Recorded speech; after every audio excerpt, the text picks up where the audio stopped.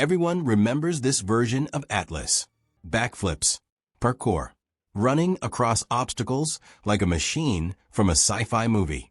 But here's the uncomfortable truth. That Atlas was never meant to work in the real world.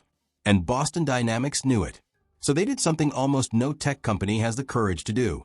They officially ended the most famous humanoid robot on Earth and replaced it with something quieter, less flashy, and far more dangerous to the industry. This is not the story of an upgrade.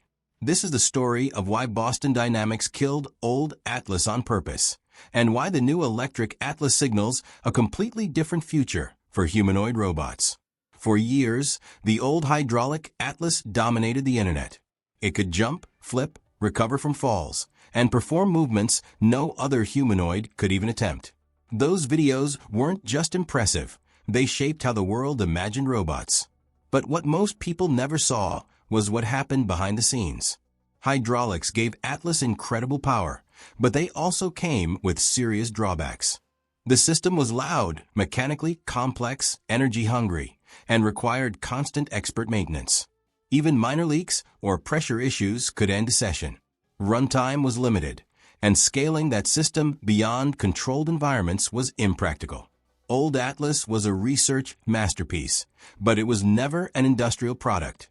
And that distinction became impossible to ignore as Boston Dynamics moved from being a pure research lab to an industrial robotics company, especially after becoming part of Hyundai. Hyundai doesn't need robots that go viral. Hyundai needs robots that show up every day and don't fail. That's where the new Atlas comes in. The official new Atlas is fully electric, and that single design decision changes almost everything. Electric actuation allows for quieter operation, smoother control, longer runtimes, and far simpler maintenance. It also makes the robot far more compatible with factory environments where safety, reliability, and uptime matter more than spectacle. This Atlas isn't built to impress an audience. It's built to convince engineers, managers, and production planners. When Boston Dynamics publicly presented the new Atlas, including its CES appearance, the messaging was noticeably different from the past. There were no parkour routines, no stunts designed for applause. Instead, the focus was on controlled motion, manipulation, and stability. At first glance, some people saw that as a downgrade. In reality, it was a declaration. If you compare the two generations directly, the shift is obvious. Old Atlas optimized for dynamic movement and extreme balance.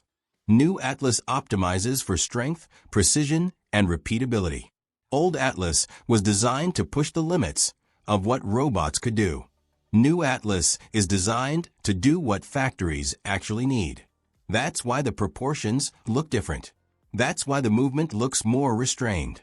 And that's why this version is far more relevant to Boston Dynamics' future than the one that made headlines.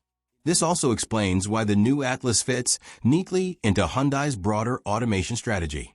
Manufacturing environments are full of physically demanding, repetitive, and sometimes hazardous tasks. Even with modern automation, many of these jobs still rely heavily on human labor, often at the cost of long-term injury and fatigue. The goal, at least on paper, isn't to remove humans. It's to reduce strain, increase consistency, and improve safety. A humanoid robot that can operate in spaces already designed for humans has a clear advantage here. And this is where public concern often enters the conversation. Whenever humanoid robots move closer to factory floors, questions about jobs and labor naturally follow. Boston Dynamics and Hyundai have been careful to frame their approach around augmentation rather than replacement, emphasizing use cases where robots handle tasks humans shouldn't have to do. Whether that balance holds long-term is an open question. But from a technical standpoint, the new Atlas makes one thing clear. This robot exists because the old one couldn't realistically be deployed, and Boston Dynamics chose reality over nostalgia. What's happening here isn't unique to Boston Dynamics. Across the industry, humanoid robotics is shifting away from spectacle and toward deployment. Tesla, Figure, Agility Robotics, all of them are prioritizing manufacturability, integration, and real-world performance over viral demonstrations. Boston Dynamics just happens to be the company with the longest head start. Old Atlas taught the world what was possible. New Atlas is trying to prove what's practical.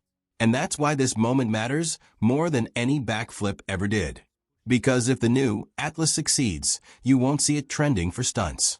You'll see it quietly operating in environments where failure isn't an option and downtime costs money. That's the real test. Boston Dynamics didn't abandon the old Atlas because it failed.